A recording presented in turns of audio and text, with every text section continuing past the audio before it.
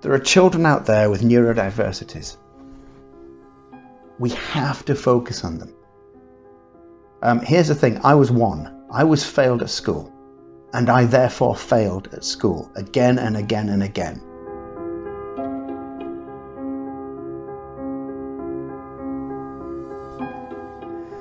Hi, a couple of things I'd like to talk about. In fact, 3 things. The first thing is transitioning. Transitioning is really important. We know what transitioning is. Transitioning is when a child goes from one teacher to another teacher, from one school to another school, from one class to another class, sometimes even from one lesson to another lesson. Now with lockdown, what we learned is that they had to transition in a completely different way. They had to transition from learning in school to learning at home. Then we realized that the transitioning had to occur a second time, from learning at home to learning in school. What this teaches us about transitioning is that transitioning is not an activity. It's not something that happens. It's not an event. It's a lifelong thing, and it's something that keeps going again and again and again. So the lessons that we learn from transitioning are that we must always keep our children appraised of what's happening and why. So much of our time at school, if you think about it, is the children sort of come into school, we give them something to do, or the teacher gives them something to do, or whoever it is gives them something to do, and then they do it, and then they go home and they've got homework, and then they come in the next day and they give the homework in, and the teacher marks the homework and punishes them for getting it wrong, or whatever the teacher does. And then the whole process is repeated again. At no point in this cycle is the child kept up to date with what's happening and why, and what's going to happen next. This is really important, because we've learned with transitioning that if transitioning is a constant thing, it's a cyclical thing. If transitioning doesn't stop, if transitioning begins at one point and then keeps going from school to home, and then from home into a home and working environment, and home working environment back into school, the way to manage this is to keep children, if you like, informed, and to keep them engaged, and to give them a voice, so to keep them empowered in this. So that's the first thing. We realize that transitioning isn't just something that happens from lesson to lesson. It's not just something that happens from school to school or from teacher to teacher. Transitioning is something that is constant, and that what we're experiencing with sort of pre-lockdown to lockdown, lockdown to post-lockdown, is that transitioning happens all the time. All the time. The second thing that I'd like to talk about is something that teachers betray. Now, this is really important. What is it that teachers have betrayed about teaching? When children were required to go home, and then more importantly, when children were, on the cusp of going back, and the government was saying we want children to go back, and the teachers' unions were saying no. What they were doing was they were effectively saying, no, the educational environment, the educational setting that we have created for children is not necessary. That's what they were saying. They were saying that effectively, we've told them a lie for years and years and years. We've said that if a child skips school for a week to go on holiday with the parents, then that's a punishable offence. But actually, when teachers' unions and headmasters are saying, no, you don't have to come back to school, there are things that are more important, you can keep learning at home, then they've betrayed what's really going on.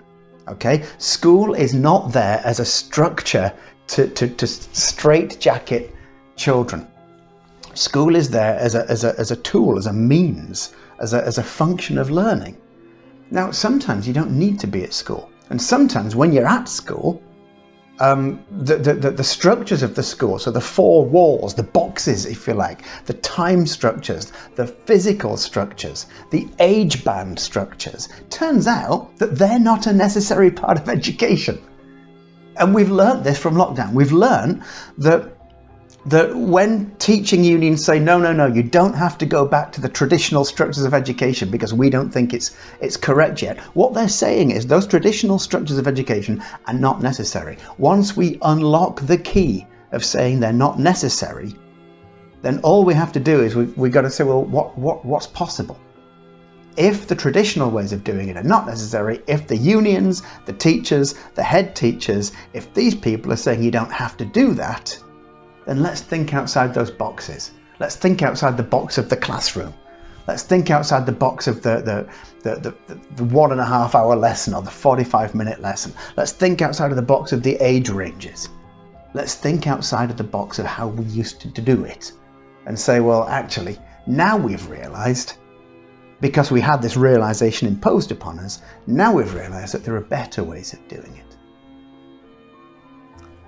The next thing we need to think about is the intersectionality of neurodiversity. So on my website, Dyslexia Bites, please check it out, dyslexiabites, bytes.org. On the website, Dyslexia Bites, I talk an awful lot about intersectionality. Intersectionality and comorbidity. So what do we mean by this? Well, the first thing is comorbidity is effectively where if you have dyslexia and you have dysgraphia and you have dyspraxia and you have ADHD, these are what we call comorbid. Okay? Intersectionality is where you have dyslexia and you come from a poor background, where you have dyslexia and you're a girl, where you have dyslexia and you have particular religious leanings. So it's if you like, it's not from within you, it's from without you, if you can make that kind of distinction, which I know it's a little bit difficult to do. In going back to school, we have to be very, very careful because first of all, the comorbidities really come in. ADHD, autism spectrum condition. These things are really key because of course there's a whole lot of new sensory stimuli coming into the child. The child has to go back to school, the sensory environment is completely different, the regimentation of school is really different. This is really bad for kids with dyslexia and ADHD in particular. The way that school is set out is almost designed to make the child vulnerable. And that child is at a very, very vulnerable stage right now. So with comorbidity, we have to think, okay, this child's got dyslexia. The chances are, if the child has dyslexia, the child also has maybe Irlen syndrome or ADHD. These are very, very common indeed. If you have, for instance, ADHD, this could also be very, very comorbid with dyspraxia. If you think about it, a lot of people think of fidgety children, if I can use that kind of old-fashioned terminology, fidgety children as probably having ADHD. And yet think about this, dyspraxia, one of the things that dyspraxia affects is your sense of balance. Now, try standing on one leg for 30 seconds. And when you stand on one leg, see what happens. And I guarantee you'll start moving because your body has to rebalance itself all the time. People with dyspraxia have a sense of balance sort of deficit in that respect.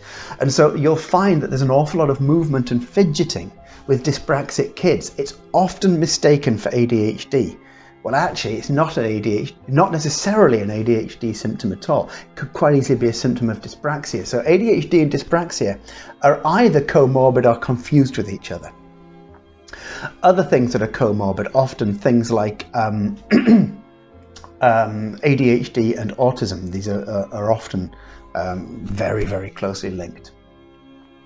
Now, we then turn to things like the intersectionalities. Intersectionalities are really important because if you have a child from, let's say, a very poor background going to a school, the culture shock of going from a poor, often crowded, and maybe, you know, potentially sort of disruptive background into a school, regimented environment is quite high. And so we've got to watch for the fact that there are some poor kids who may well have neurodiversities who are suddenly being put into a new school environment.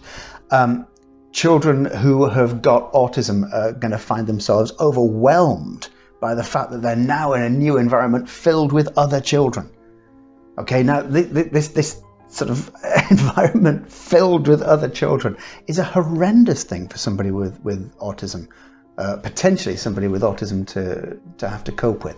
And so we've got to be very, very careful about taking somebody with neurodiversity from a home environment into a school environment. This is really, really, really key. When you're at school, you have to do things in particular ways. When you're at home, the use of technology is actually, if you have access to technology, which a lot of people from socio-economic, sort of poorer socio-economic backgrounds don't, but if you have access to technology, people find that they can use digital technology to help overcome some of the challenges of, for instance, dyslexia and ADHD. It's easier to chunk things for a start off. Schools need to take this into account. Schools need to start thinking more in terms of chunking things, in terms of removing the stresses, in terms of letting people move. Because it's, at home, I guarantee they're not sitting in front of a whiteboard looking at what the teacher's writing down. They're not doing it like that. They're learning in different ways. And actually, if we then go to the educational philosophy, for instance, of John Dewey and Parker, and even, you may not like me saying this word, Montessori, you'll find that the action of doing is the action of learning. The action of engaging with something is the action of learning. At school, this engagement then becomes almost a fabrication. It becomes almost inauthentic because it's not the kind of engagement that you do in real life. And so we have to be very, very careful of making that transition from, if you like, hands-on learning by doing at home, which isn't so regimented and it's not so strict, to the far more regimented, strict learning at school. Finally, and this is something that's very, very close to my heart. I was talking to somebody, a young child, who is very, very close to me recently. And he is about to make the transition from primary school to secondary school. And he looked at me and his eyes were filled with fear. And I'm not joking, I'm not exaggerating. His eyes were filled with fear and with sadness. And he said to me, "Is secondary school as bad as primary school?" Is secondary school as bad as primary school? Now, the problem is, the schooling system helps most kids, but there's at least 15% of the population with neurodiversity that it doesn't seem to be catering for. And those kids, and by the way, this child is on the autism spectrum and is on the dyslexia spectrum. Those kids have failed. They are punished for their failures. This is the point. Look, I mean, if you don't get your schoolwork done, if you behave in ways which are not supposed to be the ways that you behave at school, typically in schools, there's a form of punishment involved. However we punish, these days we don't cane people anymore, but what we do is we keep them behind during break time, or we make them do the homework again, or we shout at them, or whatever it is. These kids are failing not because they want to fail. No child fails because she wants to fail. These children are failing because they can't do it. If they have neurodiversities, the chances are they're failing because neurologically they're not built to do it. Okay? If we then penalize them for getting things wrong, in ways which I can guarantee they weren't being penalised at home for. If we now penalise them in the school setting for getting things wrong, what we're doing is we're traumatising them. If we, for instance, keep them in during breaks, we're depriving them of the very sort of breath of life, the fresh air of interacting with friends. That's the only thing that rescues them from the horror of school. If we make them do the homework again, what we're asking them to do is repeat that very thing that traumatized them in the first place. There are children out there with neurodiversities. We have to focus on them. Here's the thing, I was one. I was failed at school, and I therefore failed at school again and again and again. Thankfully, I'm okay now. I'm doing my doctorate, but I'm 50. Most people get their doctorates done when they're 23, 24, 25. I'm twice that age. This is how long it takes people like me, effectively. This child said to me, "Is secondary school as bad as primary school?" What he was not saying is, I'm a unique case. What he was saying is, there are thousands of kids like me. The statistics are clear. Most teachers are not equipped in terms of support, in terms of training, or in terms of time, let alone money, to identify neurodiversity. Suddenly, all these kids are coming back into the classroom at once, and the teacher has to not only deal with teaching, but deal with identifying neurodiversity, which the chances are she can't do because she hasn't been trained to do it.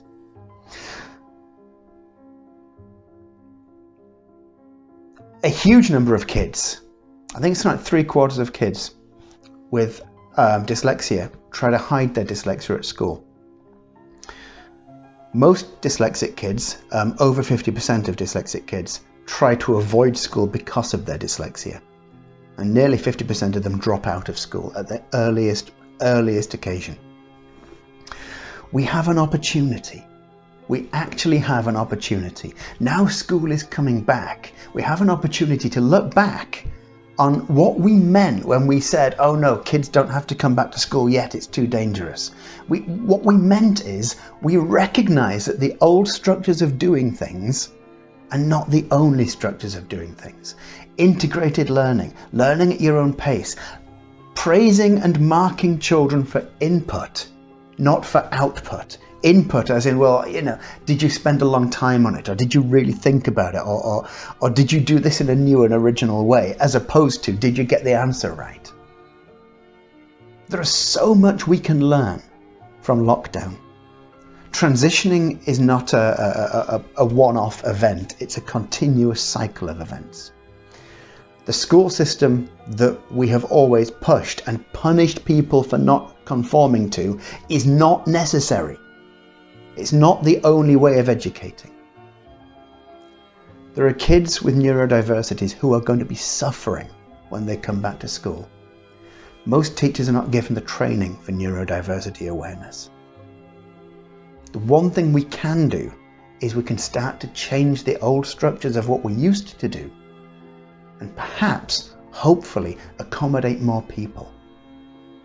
You know, in a classroom, in homework, does everybody have to do the same job in homework? So does every child have to produce the same type of homework in the same way? Or could you have groups of kids doing homework collectively, for instance?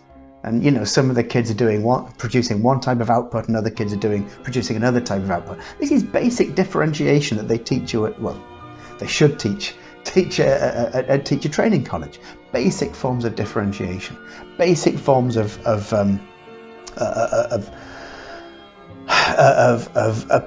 accommodations. And the longer we leave it, the more we risk children like the one I was talking to being traumatized by a schooling system that we now know is not as monolithic as it could have been. So please think about that. Please think about that. Thanks very much. Thank you for watching. I hope you found it enjoyable and useful. In the comment box below, please put a question or a comment about the video. To grow our community more and help other teachers out there, please subscribe to the channel and share our posts and videos. Thank you.